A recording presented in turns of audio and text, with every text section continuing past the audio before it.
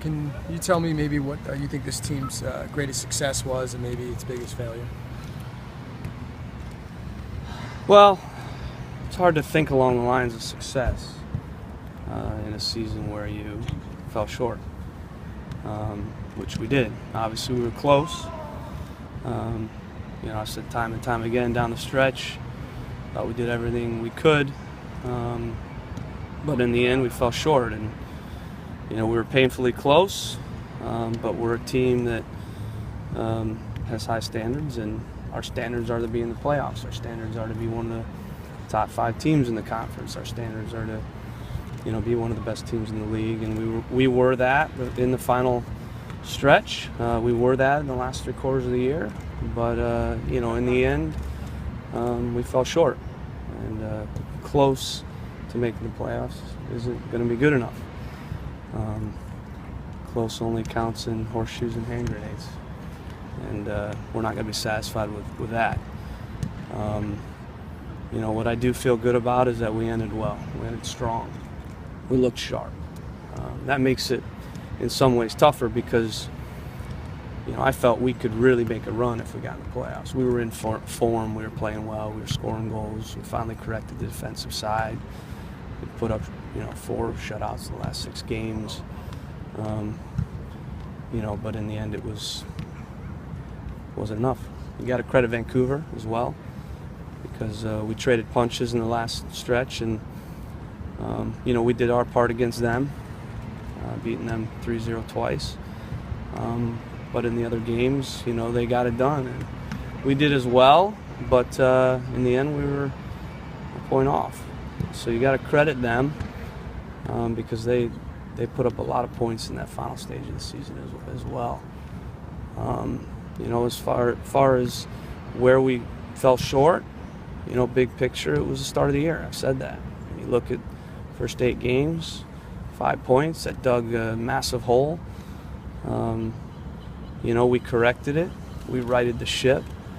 And we were one of the best teams in the league, points per game in the last 3 quarters of the season. But we can't start the season that slow. And we need to continue our form at the end of the year to the start of next year to make sure that doesn't happen again. That's my responsibility, to not to let that happen again, because ultimately we dropped some points in the last 3 quarters of the year, but every team does. But it was the first 8 games, that stretch, if you look at the season, where